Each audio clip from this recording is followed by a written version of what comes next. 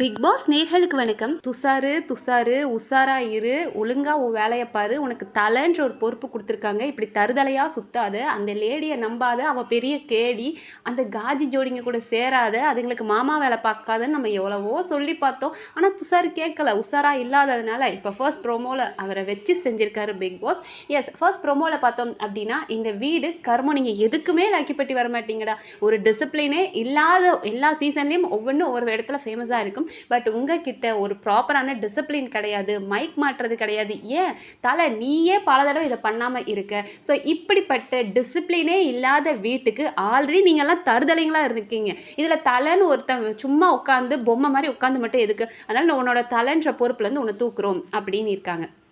So பல நேரங்களில் அந்த எஃப்ஜே பொறுக்கி இருக்கான் இல்லையா, 8 மணிக்கு அவங்களுக்கு வேக்கப் டைம். ஸோ 8 மணிக்கு எல்லாரும் எந்திரிச்சிட்டாங்கன்னா இவன் மட்டும் எந்திரிக்கவே மாட்டான். நைட்டெல்லாம் கருமம் அவள் கூட சேர்ந்துக்கிட்டு ரொமான்ஸ் பண்ண வேண்டியது. அப்புறம் நான் காலையில் ஆச்சுன்னா தூங்க வேண்டியது.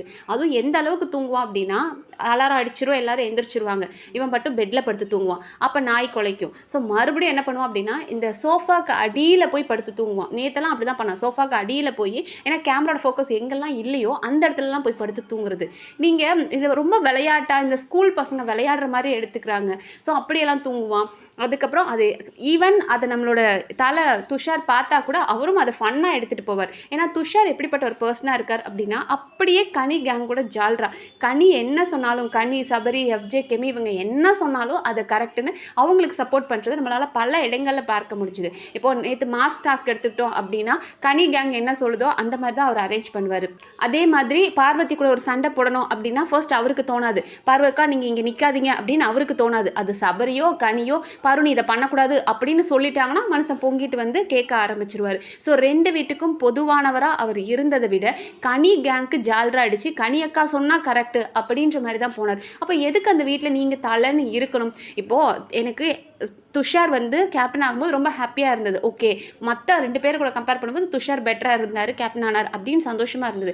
ஆனால் அவர் என்னைக்கு அந்த டாஸ்க் முடிஞ்ச உடனே இவங்க நம்மளோட ஆதிரை வந்துட்டு அந்த மாஸ்க்கை போட மாட்டேன்னு கலற்றி இவர் போய் அவங்க கூட உட்காந்து பேசினார். அப்போவே எனக்கு ஒரு விஷயம் புரியல. டேய், நீ கேப்டன் ஆகிட்ட, பிக் பாஸ் சொல்லியிருக்காரு அந்த மாஸ்க்கை வந்து ஆதிரை போடணும்னு சொல்லியும் அதை மீறி பிக் பாஸ் சொன்னதை மீறி ஆதிரை உட்காந்து கூட பேசிகிட்டு இருக்கா. ஆஸ் அ கேப்டனாக நீ ஒரு தடவை கூட ஆதிரை நீங்கள் மாஸ்க் போடுங்க, நீங்கள் உங்களோட நியாயமான கருத்துக்கள் எல்லாத்தையுமே நான் அக்செப்ட் பண்ணுறேன், பட் ஆஸ் அ கேப்டனாக நான் சொல்கிறேன், ஒரு தலை, இந்த வீட்டு தலையாக நான் சொல்கிறேன், நீங்கள் போடுங்க ஆதிரை மாஸ்க்குன்றதை நீ சொல்லவே இல்லை.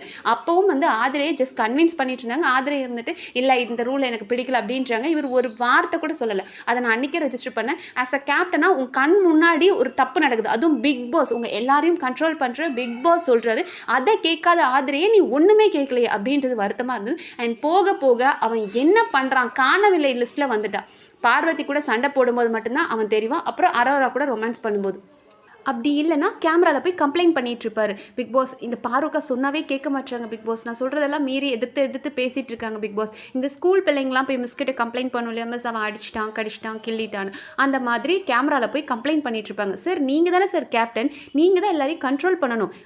அவனை என்னங்க கேப்டன் சொல்கிறது? இப்போ லைவில் என்ன பண்ணிகிட்ருக்கான் அப்படின்னா, மைக்கை ஆஃப் பண்ணி வச்சுக்கிட்டு அரோரா கூட பேசியிருந்துருக்கான். பிக் பாஸ் அனௌன்ஸ் பண்ணுறாரு மைக்கை ஆன் பண்ணுங்க அப்படின்னு. அப்போ நீயே அந்த ரூல் பிரேக் பண்ணுற அப்படின்னா மற்றவங்களை கேட்குற தகுதி உனக்கு இருக்குமா?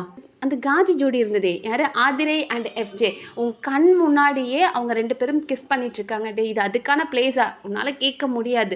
அதை பார்த்து சிரித்து நீயும் ரசிச்சுக்கிட்டு தான் இருந்தே தவிர நீ எந்த இடத்துலையும் வாய்ஸ் அவுட் பண்ண மாட்டே. அதுவும் அரோரா கூட சேர்ந்து நீ பலூனுக்கு ரேட்டிங் போட்டுட்டு இருந்த. ஸோ நீ எல்லாம் ஒரு கேப்டனாக அந்த வீட்டில் நீ என்ன பண்ணியிருக்க? முதல் வாரம் அதுவும் இந்த சீசனில் தான் வந்துட்டு தலை, ஒரு கேப்டனை தலைன்னு வந்து அவ்வளோ பெருமையாக கூப்பிடுறாங்க. பட் அந்த தலையவே அசிங்கப்படுத்தி நீ வேண்டான்னு சொல்கிறாங்கன்னா பிக் பாஸ் இதைத்தான் பண்ணுவாங்க.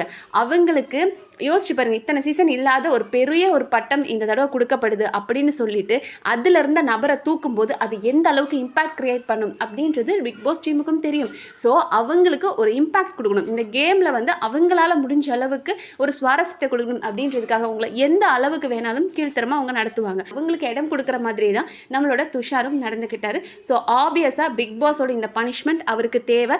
இனி வர்ற கேப்டன்களுக்கு இது புரியணும். நம்ம பிக் பிக் பாஸ் ஒரு தலையாக இருந்தோம் அப்படின்னா இவனை மாதிரி ஒரு பொம்மை மாதிரி இல்லாமல் எல்லாருக்கும் ஈக்குவலாக சமமாக நம்ம நடக்கணும் அப்படின்றது புரியணும். ஸோ இந்த ப்ரோமோ பார்க்கும்போது ஒரு மாதிரி சாட்டிஸ்ஃபைடாக இருக்குது. ஏன்னா இதுக்கு மேலேயாவது இவனுங்களாம் திருந்தி தொலைவானுங்களா? ஸோ இப்போ ஒரு கேங் இருக்குல்ல, இந்த கனி சபரி கெமி இப்படி ஒரு கேங் இருக்கு இல்லையா, இந்த கேங்க்கு செம்ம செருப்படி. ஏன்னா இவங்க என்ன சொன்னாலும் அதை கேட்டுட்டு துஷார் பேசிட்டு இருந்தாரு. ஸோ இதுக்கு மேலே வர கேப்டனாவது அதை புரிஞ்சுக்கிட்டு நியூட்ரலாக இருக்கணும், பயாஸ்டாக இவ துஷார் மாதிரி பயாஸ்டாக இருக்கக்கூடாது அப்படின்றது எல்லாருக்கும் ஒரு பயம் வந்திருக்கும் அப்படின்னு நினைக்கிறேன்.